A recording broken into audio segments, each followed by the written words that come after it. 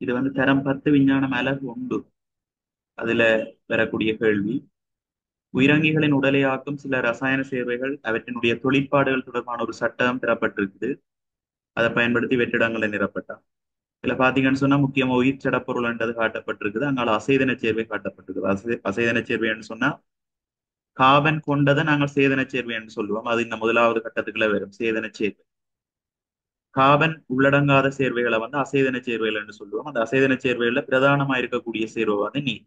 அசைதன சேர்வைகள்ல அதிக அளவில் காணப்படக்கூடிய கூரண்டு கேட்டா அது வந்து நீராக இருக்கும். அது மாதிரி சேதன சேர்வைகள்ல பாத்தீங்கன்னு சொன்னா பல்சக்கரைட்டுகள், புரதங்கள், அதே மாதிரி டிஎன்ஏ அடங்குது. மற்ற இந்த கட்டத்துக்குள்ள ஒன்று அடிப்படை அலகு கேட்கப்பட்டு பல்சக்கரைட் அண்டைக்குள்ள அதனுடைய அடிப்படை அலகா வந்து இந்த இடத்துல ஒரு சக்கரைட்டுகள் வரும். சரி, எந்த இடத்துல வர்றது ஒரு சர்க்கரை. இது வந்து சேதன சேர்வை. அது மாதிரி புரதங்களோட அடிப்படை கட்டமைப்பலகு அமினோ அமிலங்கள். டிஎன்ஏ அடிப்படை கட்டமைப்பலகு பாத்தீங்கன்னு சொன்னா டியோக்சி ரைபோ நியூக்ளியோரைட். சரிதானே, டியோக்சி ரைபோ நியூக்ளியோரைட். நியூக்ளியோரைட் அதான் டிஎன்ஏ கட்டமைப்பலகா இருக்கு. அடுத்தது அடங்கி இருக்கிற மூலகங்கள். சரியா, கார்பன் ஹைட்ரஜன் ஒரு சர்க்கரைட் அண்டைக்குள்ள அங்க கார்பன் ஹைட்ரஜன் ஒட்சன் அடங்கி இருக்கும். அப்ப இந்த நாலாவது கூட்டத்துல வர வேண்டியது அடங்கியுள்ள மூலகங்கள் என்று வரும். இந்த இடத்துல அடங்கியுள்ள மூலகங்கள் வரும். அது மாதிரி புரதங்கள்ல பாத்தீங்கன்னு சொன்னா கார்பன், ஐதரசன், ஒக்சிசன், நைதரசன் இவ்வளவும் இருக்கும். சில புரதங்கள்ல மட்டும் கந்தகம் இருக்கும். அது மாதிரி டிஎன்ஏக்களை பொறுத்த வரைக்கும் கார்பன், ஐதரசன், ஒட்சன், நைதரசன், போஸ்பரஸ் இவ்வளவும் இருக்கும். அடுத்தது பாத்தீங்கன்னு சொன்னா ஒன்றுண்ட முக்கியத்துவங்கள் தரப்பட்டிருக்கு. இப்ப புரதம் என்று சொல்லி அதனுடைய முக்கியத்துவங்கள் உண்ட நொதிய ஆக்கத்தை குறிப்பிடலாம்.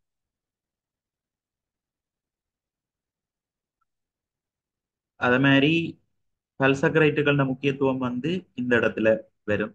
புரதங்களோட முக்கியத்துவம் நொதிய ஆக்கம் என்று தரப்பட்டிருக்குது. ஆகவே இந்த இடத்துல இந்த இந்த கட்டத்துக்குள்ள வந்து அது முக்கியத்துவத்தை எழுதிருக்காங்க. முக்கியத்துவம் அண்டு போட்டா சரி. சரியா, டிஎன்ஏ முக்கியத்துவம் என்று சொல்லிக்க அது வந்து என்ன, பாரம்பரிய தகவல்களை சேமிக்கிறது, அது மாதிரி களஞ்சியப்படுத்துறது, சந்ததிக்கு சந்ததி கடத்துறது, அந்த வேலைகளை செய்யும். புரதங்களோட முக்கியத்துவம் நொதிய ஆக்கம். அது மாதிரி பல்சக்கரைட்டுகள் முக்கியத்துவம் வந்து சக்தி விடுவி, அது தரப்படும்.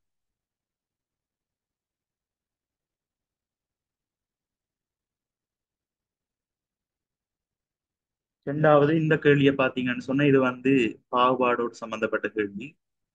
உயிரங்கிகளை பாகுபடுத்தல் விஞ்ஞான முறையில் பேரிடல் என்பவை அங்கிகள் பற்றிய கற்கைகளை இலகுபடுத்துகிறது. பின்வரும் இயல்புகளை காட்டும் அங்கி கூட்டங்களை உரிய கலைச்சொற்களால் பெயரிடுக. கலைச்சொற்கள் அது முக்கியம். கைட்டின் புறவன் கூட்டை கொண்ட விலங்கு கூட்டம். கைட்டினால் ஆக்கப்பட்ட புறவன் கூடு என்று சொல்லிக்க அது வந்து ஆத்திரப்பூடம். கைட்டினால் ஆக்கப்பட்ட கலைச்சுவர் என்று சொன்னா அது பங்கசுகளை குறிக்கும். புறவன் கூடன்னு சொல்லிக்க அது ஆத்திரப்பூடம். சேதன பொருட்களை பிரிகியாக்கும் நுண்ணங்கி கூட்டம். இதுல ரெண்டு நுண்ணங்கி கூட்டங்கள் வரலாம். ஒன்று பாக்டீரியாக்களும் பிரிகியாக்கம் செய்யும், அல்லது பங்கசுகளும் செய்யும். அடுத்து இலைக்கன்களை தோற்றுவிக்கும் அங்கி கூட்டங்கள் ரெண்டு பேர், அல்காக்களும் பங்கஸ் சேர்ந்து வாழ்றத நிலைக்கன்னு சொல்றோம். வாழ்க்கை வட்டத்தின் ஒரு ஆபத்தில் பூப்பிளவுகளை கொண்டிருக்கும் அங்கி. அன்றைக்கு இதுக்கு வந்து கோடேட் ஆகும். முள்ளந்தண்டுளிகள் எல்லாமே வரும். சரி, ஏதாவது ஒரு ஆபத்தில பூப்பிளவுகளை கொண்டிருக்குதுன்னு சொன்னா கோடேட்டாக்கள் அல்லது பீசஸ். சரி, அந்த முள்ளந்தண்டுளி கூட்டம் எல்லாமே அதுக்குள்ள அடங்கும். அடுத்த அங்கிகளின் விஞ்ஞான முறையிலான பேரிடலில் இடம்பெறும் சொற்களால் பிரதிபலிக்கப்படுகின்ற ஆட்சி நிறை ஒழுங்கமைப்பு மட்டும். எப்பவும் விஞ்ஞான முறை பேரிடு என்றது வந்து சாதி பெயரையும் இனப்பெயரையும் கொண்டு பெயரிடப்படும். அப்ப சாதி இனம் இந்த ரெண்டும் பெயர்.